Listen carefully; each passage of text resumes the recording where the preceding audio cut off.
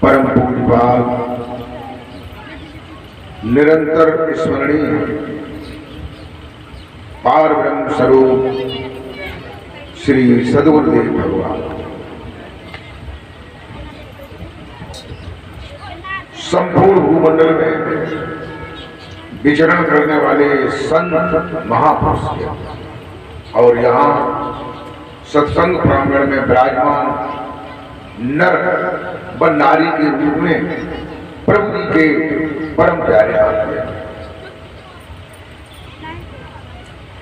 ये हमारा दयाल मठ का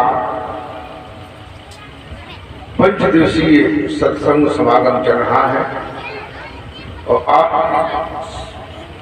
सत्संग चलते चलते चतुर्थ दिवस पर आ गया है और ये हमारा सत्संग कल और होगा। फिर उसके बाद हमारा प्रोग्राम दिल्ली में 10 नवंबर से 13 नवंबर तक है।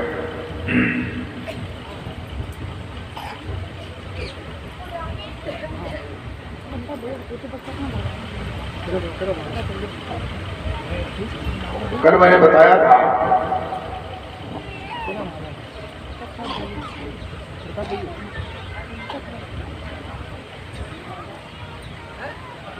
सत्संग किसे कहते हैं, सत्संग के बारे में, और ये रोजाना ही बताना पड़ेगा।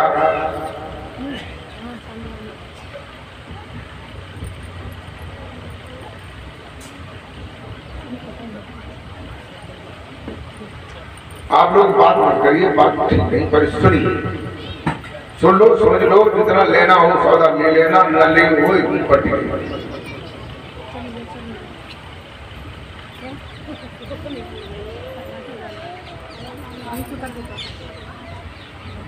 सत्संग शब्द जो है दो शब्दों से मिलकर के बना है। एक शब्द है सत्य और दूसरा शब्द है संग।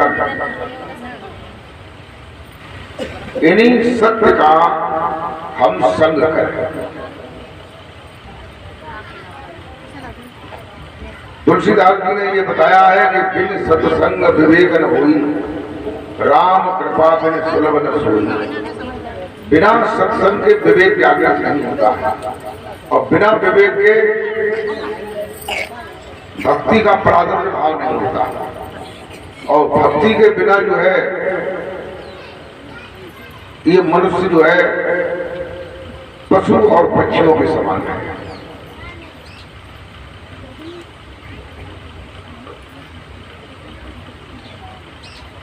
तो पहले हम ये बताएंगे कि सत्य किसे कहते हैं। केवल इतनी ही बात को अगर आप समझ लें तो समझ लो कि आप सत्संग को समझ लीजिए। सत्य कहते हैं जो जैसा पहले था अनादिकाल में वैसा ही आज है और ऐसा ही अनंत तक रहेगा। अनंत तन तन तन जब ये कुछ नहीं रहेगा तब भी वो सत्य रहेगा।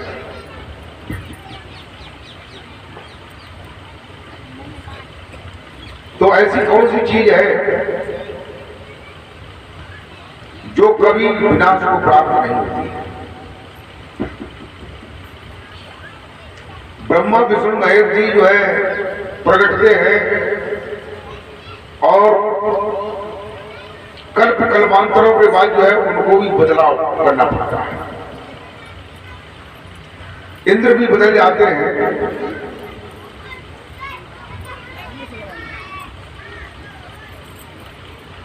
और जीव जो है शरीरों को बदलता रहता है। कभी मनुष्य बनता है, कभी पशु बनता, कभी पक्षी बनता, कभी कीट पतंग बनता, 84 लाख योनियों में जाता है।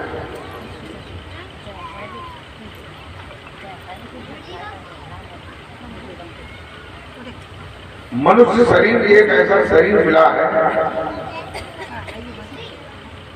कि ये एक परीक्षा का समय है। जैसे विद्यार्थी 1 साल पढ़ता है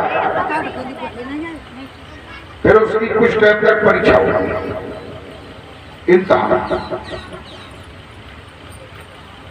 तो इम्तिहान में ये मनुष्य जैसे कर्म करता है,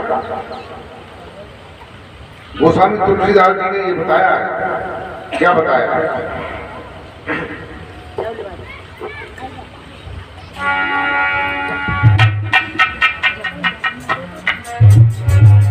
कि कर्म प्रधान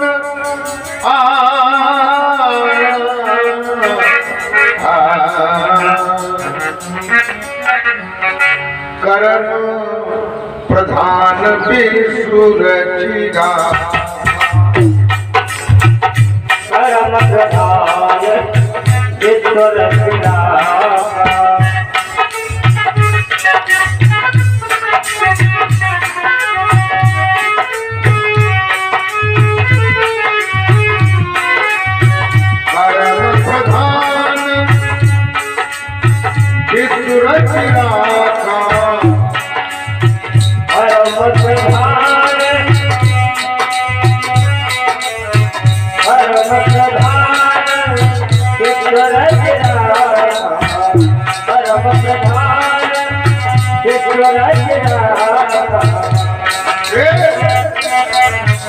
जो जग पर है तो तर्क फल जान, जो जग पर है तो तर्क फल जान, जो जग पर है तो तर्क फल जान।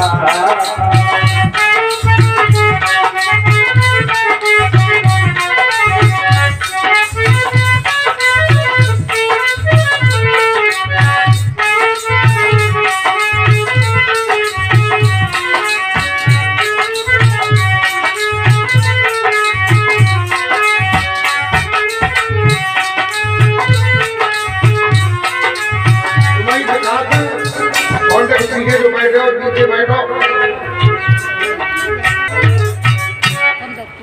गोस्वामी तुलसीदास जी कहते हैं कि कर्म प्रधान विश्व रचना का, कहते जो कर्म है वो प्रधान है, सबसे श्रेष्ठ है, सबसे आगे है।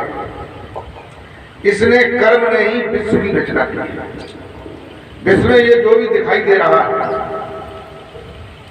पेड़ पौधे मनुष्य पशु पक्षी गंधर्व पितर अरियमा देव धनुष पर्वत नदियां वनस्पतियां, ये सब कर्मों का परिणाम है। जो जसु करे तस फल चाखा, जो जैसा करता है वैसा ही उसे फल चाखा।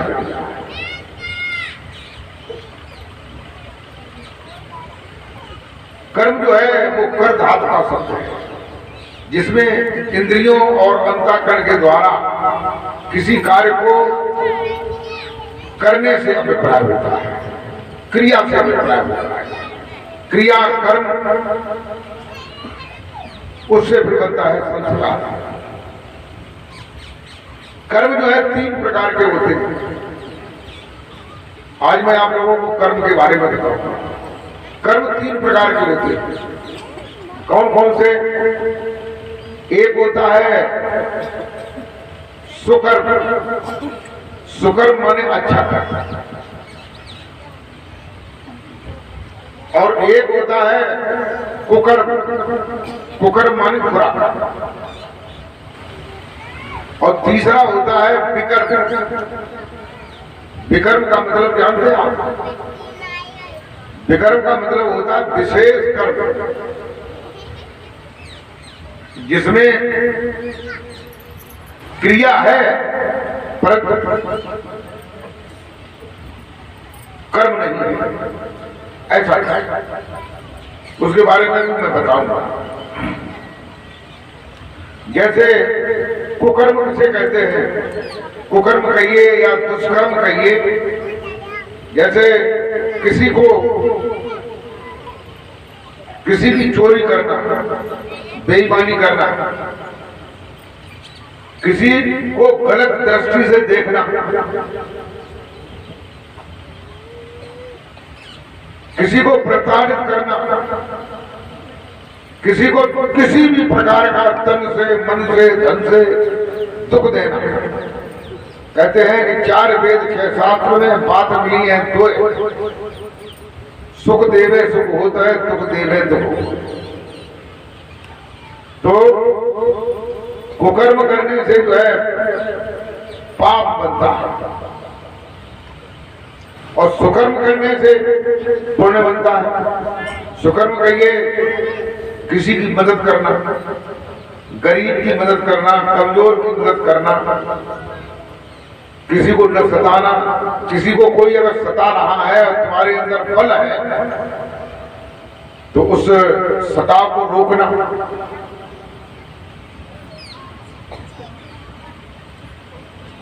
प्रेम भक्तों,